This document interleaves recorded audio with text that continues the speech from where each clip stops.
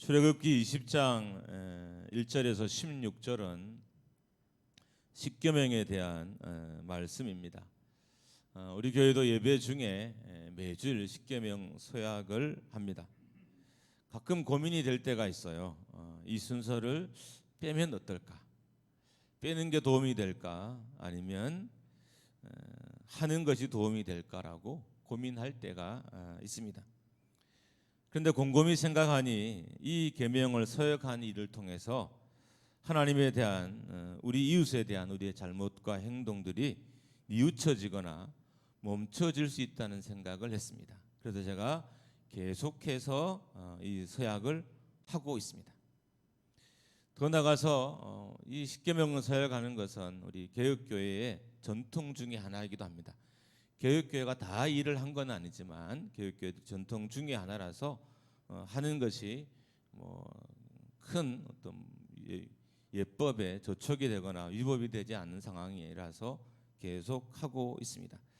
앞에서 잠깐 말씀드렸던 것처럼 이 일을 함으로 말미암아 성도들의 행동과 생각이 멈춰질 수 있다는 그런 생각을 했어요.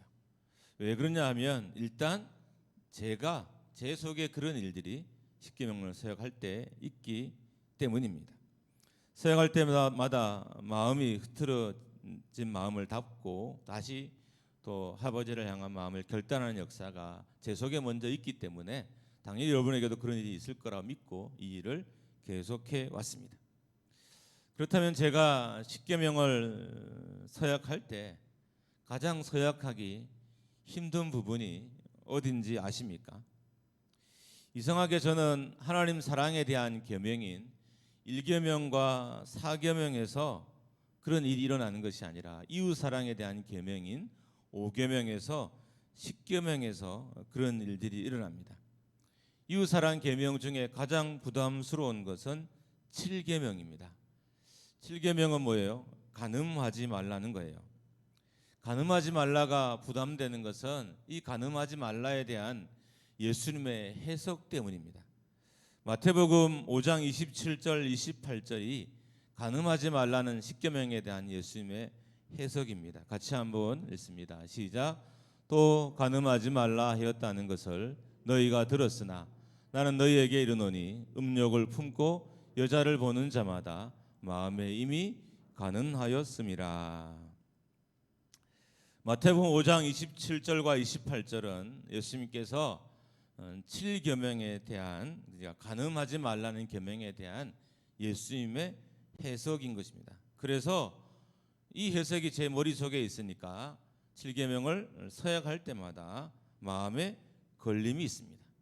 왜냐하면 여자분들은 잘 모르겠어요. 제가 여자가 되어본 적이 없어서 남자의 경우는 아마 죽어야 일반적으로 대부분의 사람들이 죽어야 끊어지는 것이 음욕이기 때문입니다.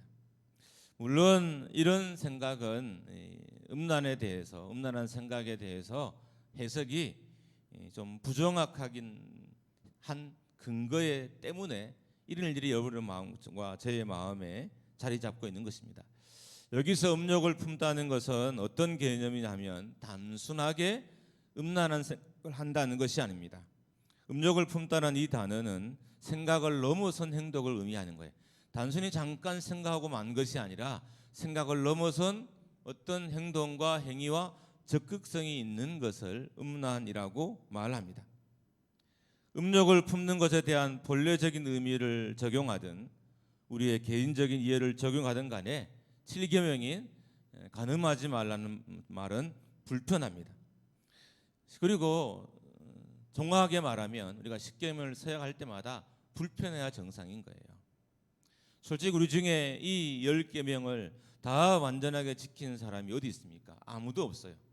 1계명도 완전하게 지킨 사람이 없고 2계명도 완전하게 지킨 사람이 없고 3계명도 그리고 10계명까지 그 누구도 완전하게 지키는 사람은 한 사람도 없어요. 그러니까 우리는 예배 때마다 10계명을 서약할 때마다 선서할 때마다 우리 마음속에 찔림이 있고 부담이 있고 괴로움이 있는 것이 정상적인 작용입니다.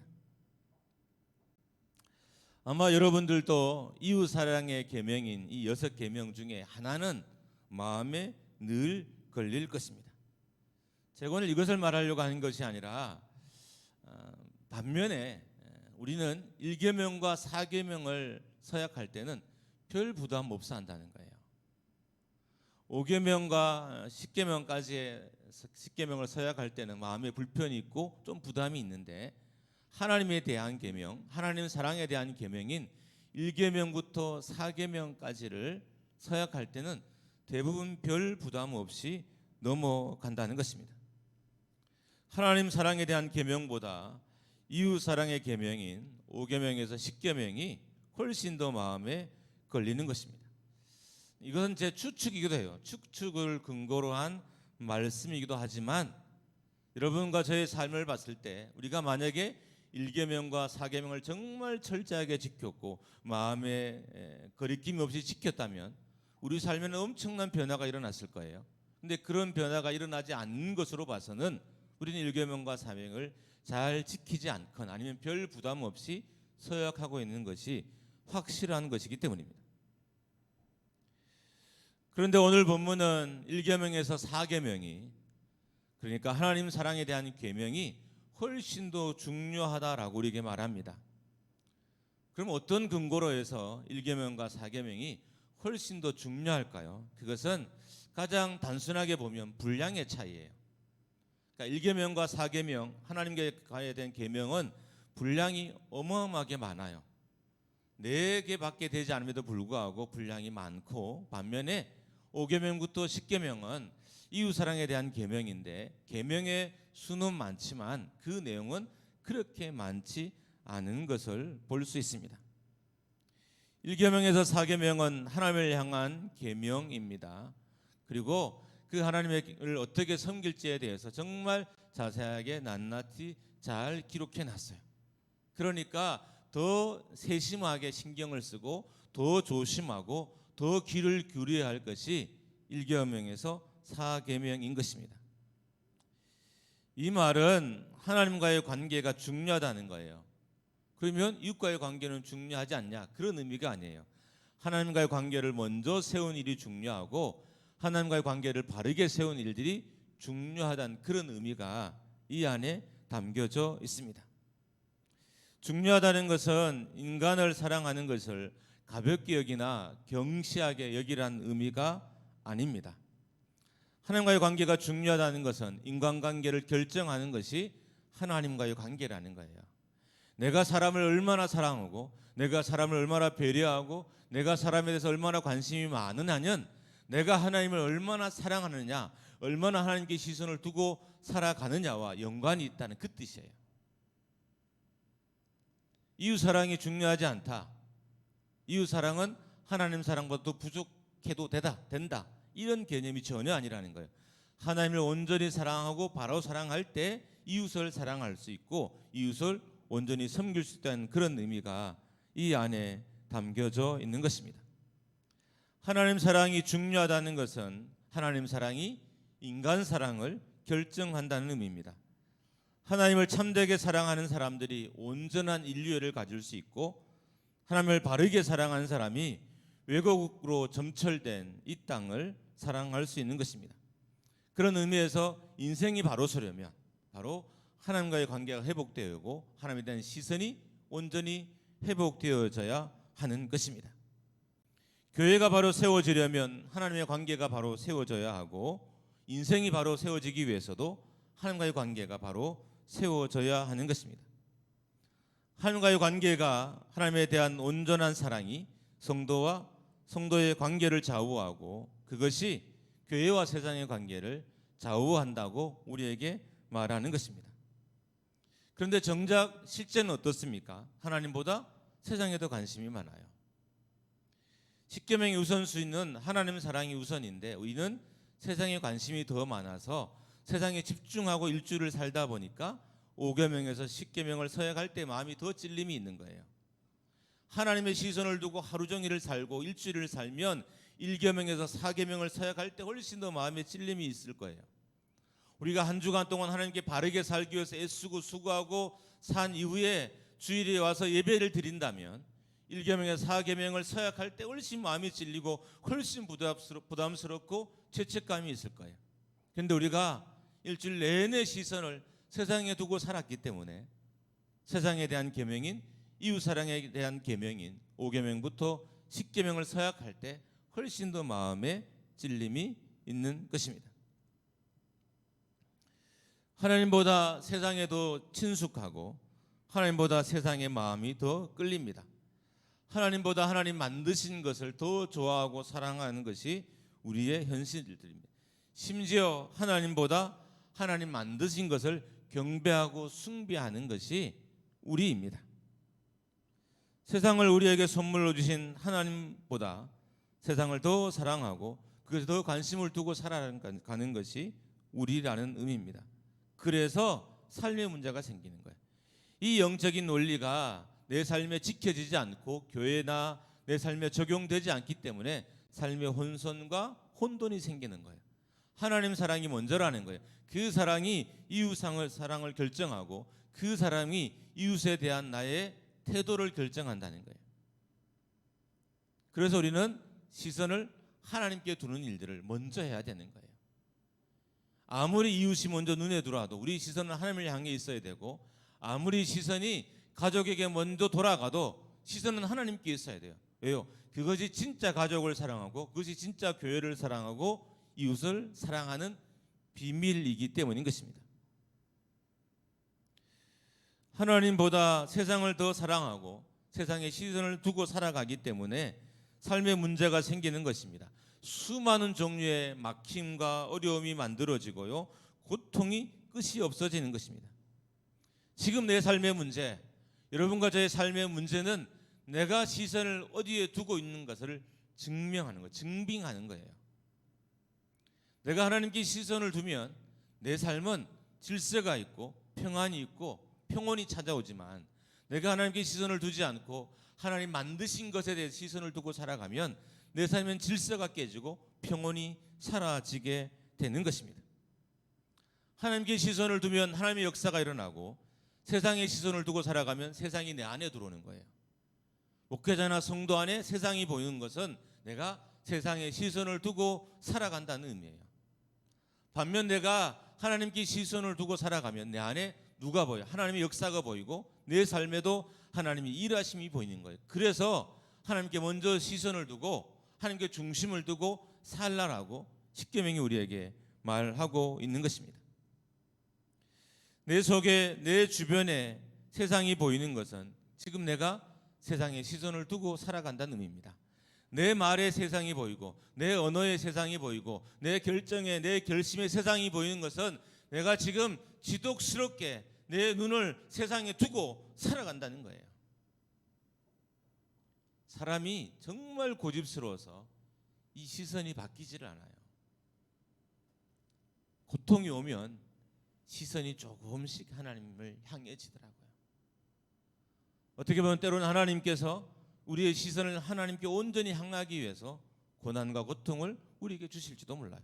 왜요? 그렇지 않으면, 정상적으로 버려두면 그 시선이 하나님을 향하지 않기 때문인 거예요. 교회나 우리 인생의 진짜 문제는 내 속에 세상이 보인다는 거죠. 내 삶에 세상이 보인다는 거예요. 그래서 문제가 있는 거죠. 먼저 하나님이 보이고 그럼 하나님의 역사가 일어나게 되는데, 내가 세상을 보니까 세상의 역사가 내 속에 일어나고 내 주변에 흔하게 경험되어지는 것입니다. 이제 우리는 다시 십계명의 정신으로 돌아가 하나님과의 관계가 세상에 얼마나 많은 영향력을 끼치는가를 빨리 깨달아야 됩니다. 깨닫고 하나님과의 관계 회복에 집중해야 됩니다. 세상에 물러남은 영적인 질서가 무너진 탓입니다. 세상의 혼란도 영적 세계의 혼란이 원인입니다. 세상의 어두움과 더러움도 영적 질서가 무너졌기 때문입니다. 세상의 문제들은 영적 질서가 혼미해졌기 때문에 생겨나는 문제입니다. 세상이 시궁창이 되어가고 있는 것도 이 땅의 영적 질서가 무너졌기 때문에 세상이 시궁창이 되어가고 있는 거예요. 사람들의 시선이, 성도들의 시선이 하나님께 머물러 있지 않기 때문에 이 어두운 일들이, 이 힘든 일들이 우리 삶에 눈에 띄어지게 되고 보게 되어지고 경험하게 되어지는 것입니다. 우리가 십계명을 서약하면서도 5계명에서 십계명만 더 신경 쓰는 이유가 같은 거예요. 우리의 시선이 하나님께 있지 않으니까 자꾸 세상에 대한 계명만 신경 써요. 물론 마음이 더 악하고 그것조차도 없는 사람도 있을 거예요. 매일 습관적으로 서양하고 아무 마음에 가책도 없이 서양하는 분들도 분명히 우리 중에 몇 명이 있을 거예요. 오늘 본문은 특별히 십계명은 우리에게 우리가 먼저 하나님께 시선을 두고 하나님께 마음을 두고 살라라고 우리에게 명령하고 있는 것입니다. 하나님에게 시선이 먼저 갈 때 세상도 질서가 잡히고 교회도 질서가 잡히고 내 인생의 질서도 잡혀가요. 여러분, 가정에 질서가 없죠. 자녀들이 부모를 거역하고 자녀들이 부모를 순종하지 않고 부모의 마음을 아프게 하는 것은 부모의 시선이 하나님께 향해져 있지 않기 때문이에요. 부부가 하나님을 먼저 무서워하면, 어머니 아버지가 하나님을 더 무서워하면, 자녀보다 하나님께 시선을 두고 살아가면 자녀들도 하나님을 무서워하게 돼요. 심지어 불신 자녀들도, 교회를 다니지 않는 자녀들도 하나님을 무서워해요. 근데 그렇지 않잖아요. 그 말은 우리가 하나님께 시선을 두고 살아가지 않는다는 의미입니다. 교회가 질서가 없는 것은 영적인 질서가 무너졌기 때문입니다. 교회가 세상보다 더 혼란스러워요. 교회를 다니는데도 혼란스러움이 멈춰지지 않는 것은 영적 질서가 무너졌기 때문입니다. 교회가 기도하는데도 혼란스러운 것은 영적인 질서가 무너졌기 때문입니다. 기도는 열심히 하는데 모든 기도가 자기에게만 머물러 있는 거예요. 기도는 죽으라고 하는데 모든 기도가 자기에게 머물러 있는 거예요. 그러니까 질서가 안 잡히는 거예요. 그래서 기도에도 회복의 역사가 없는 거예요. 정말 기도를 통해서 응답을 받으려면 기도할 때 영적 질서가 세워진 일이 일어나야 돼요. 그래서 하나님을 먼저 기도하고 하나님을 먼저 구하고 그의 나라를 먼저 사모하는 일이 일어날 때 하나님께서 내 육신의 어려움과 내 육신의 힘들도 보살피고 또 구원해 주시고 낫게 하시는 것입니다. 먼저 시선이 하나님께 향하지 않기 때문에 교회에 질서가 없어지는 것입니다. 교회가 일할 때마다 부딪히고 만날 때마다 상처가 되고 만날 때마다 고통이 되는 것은 영적 질서가 무너지고 있기 때문인 거예요. 무너져 있기 때문인 거예요. 만약에 우리의 시선이 먼저 하나님을 향하고 영적 질서가 바로 세워졌다면 우리 만날 때 부딪힌 일도 별로 없을 거예요. 성도와 함께 대화할 때도, 성도와 함께 교제할 때도, 성도들 안에 있을 때도 그런 역사가 없을 거예요. 근데 만나면 부딪히고 만나면 감정으로 서로 힘들게 하고 말로 다투는 것은 우리가 영적 질서가 깨어 있었다는 의미인 것입니다. 하나님이 먼저 눈에 들어오지 않기 때문입니다. 하나님과의 관련된 계명을 신실하게 지키지 않기 때문입니다. 하나님과의 관계가 회복되려면 하나님과의 관계된 말씀과 계명을 지켜야만 회복이 되는 거예요. 그냥 단순히 하나님, 내가 하나님을 먼저 하나님을 가장 최선으로 여기며 살겠습니다, 이 고백한다고 되는 게 아니라 고백보다 지켜야 하는 거예요. 고백은 지킬 때 확증을 받는 거예요. 우리가 하나님께 고백하는 신앙은 고백이잖아요. 수많은 고백을 해요. 이 고백이 언제 힘이 되냐? 확증될 때, 삶에서 확증될 때, 말씀을 지켜서 확증될 때 그 고백이 힘이 되는 거예요. 우리가 주일날 올려드린 이 수많은 고백들이 정말 힘이 되고 능력이 되려면 내가 말씀을 지키는 것으로 내 삶에 확증 작업이, 확인 작업이 일어나야 돼요. 그때 하나님께서 내 고백을 받으시고 고백 가운데 역사하시는 것입니다. 입술의 고백, 입술만 하는 고백은 안 하는 것보다 나을지는 모르지만 하나님이 기뻐 받으시거나 하나님이 즐겨 받으시는 고백은 아니신 것입니다. 하나님의 말씀으로부터 멀어져 있는데 하나님의 시선이 고정될 일도 없고, 그리고 하나님의 시선이 고정돼서 내 삶의 질서가 정리된 일도 없을 것입니다. 성도가 하나님께 가까이 가면 교회의 질서가 잡혀져 가고요, 성도가 1계명에서 4계명에 먼저 시선이 가면 교회의 질서가 잡혀지는 거예요. 교회의 질서가 어지러운 건 그 시선이 하나님을 향해져 있지 않다는 겁니다. 교회는 다니지만 시선은 세상에 있고, 교회는 다니지만 시선은 내 삶에 있고 내 현실에 있어서 이 영적 질서가 잡혀져 가지 않는 것입니다. 만약에 여러분이 주변에 어떤 교회가 있는데 그 교회는 정말 영적 질서가 잘 세워졌다라는 교회가 있다면 한번 잘 살펴보십시오. 그들의 중심이 사람에게 있는지 하나님에게 있는지. 반드시 하나님에게 있을 거예요. 그래서 질서가 잡혀졌고 교회가 평안해진 것입니다. 여러분, 교회가 성도가 많아지고 숫자가 많아져서 평안해지는 일은 일어나지 않아요. 질서가 잡혀요. 특별히 영적인 질서가 잡혀져야만 교회는 평안해질 수 있는 것입니다. 우리 삶의 질서가 없는 것도 영적인 질서가 무너졌기 때문입니다. 성도들의 삶에 질서가 없어요. 그래서 갈등과 충돌의 연속입니다. 사람들은 상담이 참 나쁜 게, 저도 상담을 전공했지만 상담이 나쁜 게 있어요. 그게 뭐냐 하면 갈등을 이해하고 갈등을 받아들이라고 상담이 그렇게 우리를 가르쳐요. 그래서 갈등은 자연스러운 것이다, 충돌은 자연스러운 것이다, 인생의 문제는 자연스러운 것이니까 그렇게 이해하고 받아들여라라고 상담이 끊임없이 우리를 공고해왔고 그렇게 가르쳐 왔어요. 저도 때로는 성도들 권면할 때 그걸 바탕으로 권면할 때가 있다는 것입니다. 그런데 오늘 말씀은 그렇지 않아요. 인생의 혼란, 인생의 갈등, 인생의 충돌은 영적인 질서가 깨어졌기 때문에, 무너졌기 때문에 일어난다는 것입니다.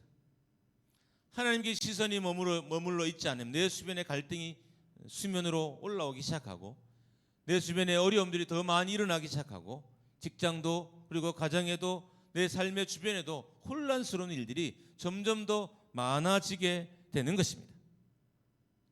교회를 다닌다고, 예배를 드린다고, 봉사를 한다고 해서 하나님께 시선이 맞춰지지 않아요. 하나님께 시선이 먼저 가지 않아요. 이것은 훈련을 받고 더 나아가서 특별히 하나님과의 관계된 계명과 말씀을 지킬 때 시선이 온전히 하나님을 향해지게 되는 거예요. 고백을 넘어선 말씀을 지킨 역사가 있을 때 시선이 하나님께 돌아가게 되는 것입니다. 각오를 한다고 해서 시선이 하나님을 향해지지는 않습니다. 다짐을 한다고 해서 시선이 하나님께 향해지진 않아요. 우리가 1년 내내 52주 십계명을 서약하잖아요. 따지면 우리 교회는 진짜 무서운 교회예요. 매주 이 무서운 말씀을 서약하는 거잖아요. 그래서 저는 앞에서 잠깐 말씀드렸던 것처럼 이 십계명이 우리 교회에 큰 일을 한다고 봐요. 우리 교회가 막 그렇다고 해서 뭐 아주 훌륭하거나 아주 위대한 일, 그렇진 않지만 그래도 힘든 중에 이렇게 세상적인 단어죠, 선방을 하고 지금까지 지내오고 있는 것은 그 중에 큰 역할을 하는 게 십계명 서야가 아닐까 싶어요. 그래도 한 주간 교회 오면 말씀으로도 하나님에 대한 계명은 아니지만 세상에 대한 계명을 마음에 찔림을 받고 돌아간 일들이 그래도 계속 십몇 년 동안, 아니 제 이전부터 했던 거니까 있었으니까 그나마 이렇게 있지 않을까 생각은 종종 해봅니다. 근데 더 중요한 것은 서약보다 지키는 거예요. 그래야 시선이 하나님께 완전히 돌아갈 수 있습니다. 삶의 질서가 무너진 사람들이 교회의 질서를 무너뜨리고 가정의 질서를 무너뜨리고 공동체의 질서를 무너뜨린 거예요. 그러니까 우리의 시선이 하나님께 향해지지 않으면 내가 질서를 무너뜨리는 주범이 되는 것입니다. 영적인 질서가 바로 세워지지 않으면 삶의 질서도 무너지고, 그리고 질서가 무너진 사람들을 통해서 혼돈과 다툼과 분열과 분쟁이 교회 안으로, 가정 안으로 들어오게 되는 거예요. 여러분 한번 살펴보세요. 영적인 질서가 무너진 사람들은 분쟁을 끌어안고 교회 안으로 들어와요. 분쟁을 끌어안고 가정 안으로 들어와요. 없던 분쟁을 만들어내요. 혼돈과 혼선을 만들어내요. 영적인 질서가 깨어졌기 때문인 겁니다. 삶의 질서가 무너진 사람들은 그렇게 교회와 또 가정만 괴롭히는 것이 아니라 사람도 괴롭히는 거예요. 남의 삶을 괴롭히는 사람들은 질서가 깨어진 사람들인 거예요. 입술로 남을 괴롭히든 뭐 결정으로, 결심으로, 결단으로 괴롭히든 어떤 행위로 괴롭히든 간에 남을 괴롭히는 사람은 그 질서가, 특별히 영적인 질서가 깨어진 사람인 거예요. 말씀드렸잖아요. 영적인 질서란 하나님 사랑이 우선인 것. 하나님을 온전히 사랑하는 사람이 세상을 사랑하지 않을 수 없는 거예요. 하나님을 정말 제대로 사랑하는 사람이 이웃을 사랑하지 않을 수 없는 거예요. 물론 우리가 육신을 덧입고 있어서 완벽할 수는 없고 완전을 할 수는 없고 최선일 수는 없어요. 최고일 수도 없어요. 나름 최선이겠죠. 어느 정도 최선을 다해 사는 정도인 거지, 내가 하나님께 시선이 완전히 돌아갔다, 내가 오늘 하나님이 되거나 내가 오늘 예수님이 되거나 그런 일은 별로 일어나진 않아요. 여전히 육신을 덧입고 있기 때문인 것입니다. 여러분, 영적인 질서가 무너지는 것을 주의해야 될 것은 영적인 공황이 영적인 질서가 무너진 곳에서 일어나기 때문입니다. 사람의 인생의 공황도 영적 질서가 무너진 사람 속에 일어나는 경우가 많아요.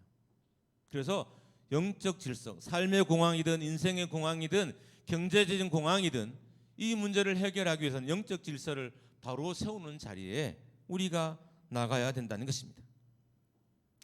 지금 이 시대는 영적인 공황의 시대예요.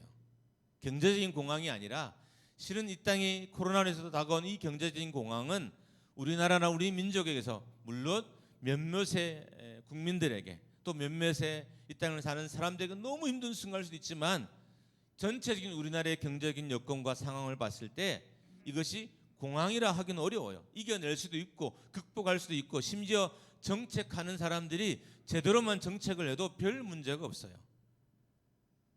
소상공인들이 너무 힘들잖아요. 근데 외국에서 판례를 봤더니 소상공인들이 뭐 1억 8천씩 1억 2천씩 국가 보조를 다 받은 거예요. 그래서 자기는 어렵지 않다는 거예요. 코로나가 왔는데 어렵지 않다는 거예요. 지금 우리가 소상공인들이 너무 힘든 것은 정책을 잘못 펴서 어려운 거지 실제로 어려운 게 아니에요. 그런 의미에서 보면 이 코로나가 반드시 우리에게 물질적인 공황을 가져온 건 아니에요. 더 무서운 공황은 영적 질서가 깨어진 곳에 생겨나는 영적인 공황이에요. 저는 이 시대를 우리나라를 뭐 물질의 공황 아니면 경제적인 공황 이런 단어는 쓰고 싶지 않아요. 왜? 우리는 충분히 넉넉하니까. 진짜 문제는 이 영적인 공황이죠. 영적인 공황이 이 땅에 교회에 왔어요. 성도들의 삶에 왔는데 아무도 이것을 공황이라고 생각하지 않는 것입니다. 외형적으로는 풍부해 보이지만 영적으로는 가난한 시대가 이 시대입니다. 이 땅의 가장 황폐한 곳이 어디냐면 영적인 세계입니다. 그 세계에 일하는 사람들이 가장 황폐하고 그 세계를 신앙하는 섬기는 사람이 가장 황폐한 것입니다. 예배가 드려도 공허하고 교회가 세상보다 때로는 더 악한 곳이 되는 것은 영적인 질서가 무너지고 영적인 공황이 교회 안에 왔기 때문인 것입니다. 그럼 이 영적인 공황은 어떻게 해결할 수 있을까요? 여러분, 교회 성도 가득 찼다고 해서 교회가 영적으로 풍부한 곳이 아닐 수 있어요. 반대로 정말 숫자가 작고 정말 몇몇 안 되는 교회가 영적으로 훨씬 더 풍성할 수 있다는 거예요. 우리가 하나님께 시선이 향해지면 우리는 이 영적인 공황을 본 눈이 생겨나는 거예요. 함께 모여서 많은 성도가 예배하지만 교회는 막 수천 평 수만 평 큰 부지에 세워지지만 그곳에 영적인 공황을 보게 되려면 우리의 시선이 하나님을 향해야 돼요. 시선이 하나님께 향해질 때 그 영적인 공황이 보이고 그 영적인 공황을 붙들고 목회자나 성도가 함께 기도하는 것입니다. 그럴 때 교회가 세워지고 질서가 바르게 되는 것입니다. 영적인 질서가 중요한 것은 영적인 질서가 무너지면 영적인 공황이 오고 영적인 공황은 인생의 공황으로 이어집니다. 인생의 공황은 결국 삶의 공황으로 육체적인 공황으로 일어나게 되는 것입니다. 우리는 십계명을 매주일 서역하면서 이것이 왜 중요한지 그렇게 신경 쓰지는 않았습니다. 주변에 보면 제가 한 건 아니에요. 이전에 목사님이 그렇게 기록해 십계명 서약이라고 기록했어요. 서약은 언약의 개념이라는 거예요. 그러니까 매주일 하나님과 우리가 십계명으로 언약하며 만난다는 의미를 강조하기 위해서 아마 서약이라는 단어를 써놓은 것 같아요. 매주일 우리는 십계명을 갱신하는 자리에 나오는 거예요. 다시 이 계명을 열심히 지키겠습니다. 다시 이 계명을 충성스럽게 지키겠습니다. 다시 이 계명을 내 인생의 교훈과 표준으로 삼아 살겠습니다는 것을 매주일 각오하고 매주일 언약을 맺고 있는 거예요. 따지고 보면 하나님과 내 앞에 서약서를 두고 언약서를 두고 사인하는 일들을 우리가 매주일 하고 있는 거예요. 오늘 본문은 명확하게 우리에게 이야기합니다. 하나님과의 관계가 우선이다. 세상이 우선이 아니라 하나님이 우선이다. 세상이 우선으로 보이죠. 삶이 힘들면 금방 세상이 우선으로 보여요. 조금만 몸에 어려움이 와도 세상이 우선으로 보이고 조금만 경제적인 어려움이 와도 세상이 우선으로 보여요. 삶의 문제가 조금만 대두가 되어도 세상이 우선으로 보여요. 근데 오늘 말씀은 그 어떤 일이 있어도 세상이 우선이 아니라는 거예요. 하나님께 시선을 두고 사는 것이 먼저라는 거예요. 그럴 때 회복이 된다는 거예요. 그럴 때 진짜 변화가 일어나고 열매가 결실이 되어져 간다고 우리에게 말하고 있는 것입니다. 이웃사랑의 계명인 5계명부터 10계명이 우선이 아니라 하나님 사랑의 계명인 1계명부터 4계명이 우선이라는 겁니다. 그런데 우리는 10계명을 서약할 때도 우리의 시선이 하나님을 향하지 않아요. 그래서 이제 오늘까지는 지나갔잖아요.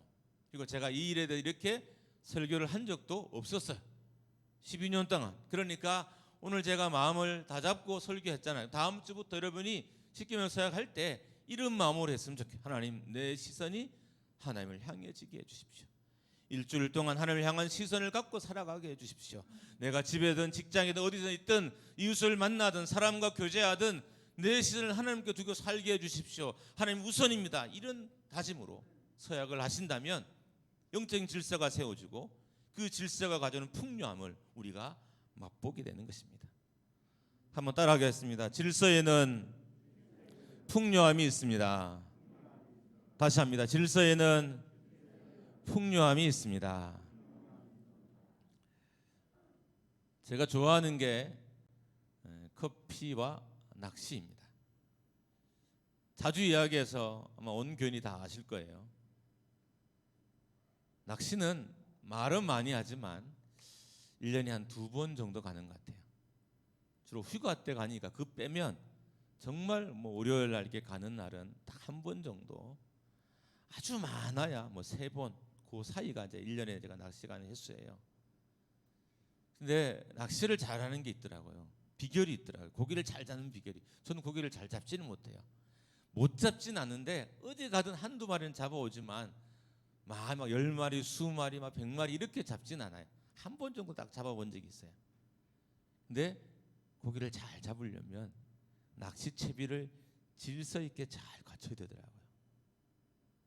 똑같은 데 낚시를 들이는데 채비를 질서 있게 잘 갖춘 사람, 여러분 그램수도 다 맞아야 돼요. 추의 무게도 맞아야 되고 찌의 무게도 맞아야 되고 다 맞아요. 줄 호수도 맞아야 되고 다 맞아야 돼요. 그렇게 질서가 딱 잡히면 어망이 풍부해져요. 제 어망은 풍부한 적이 별로 없어요. 왜냐하면 제가 질서를 맞출 줄 모르거든요. 기법을 모르고 잘 몰라서 질서를 못 맞춰요. 그런데 가끔 제 주변에 그 질서를 아는 사람들은 계속 낚아내는 거예요. 영적인 것 똑같아요. 하나님의 질서가 있는 곳에 풍요가 있어요.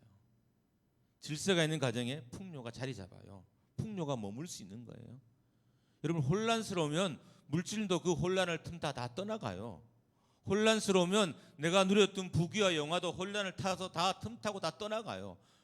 질서가 없으면 그 질서 없음이 내 안에 있는 그 어떤 거 다 끌고 밖으로 나가게 돼 있어요. 그래서 우리가 빨리 질서를 잡아야 되는데 그 중에 영적인 질서를 우선적으로 바로 잡아야 된다는 것입니다. 이제 우리는 다시 십계명의 정신으로 돌아가 하나님과의 관계가 세상에 얼마나 많은 영향을 끼치는지 깨달아야 됩니다.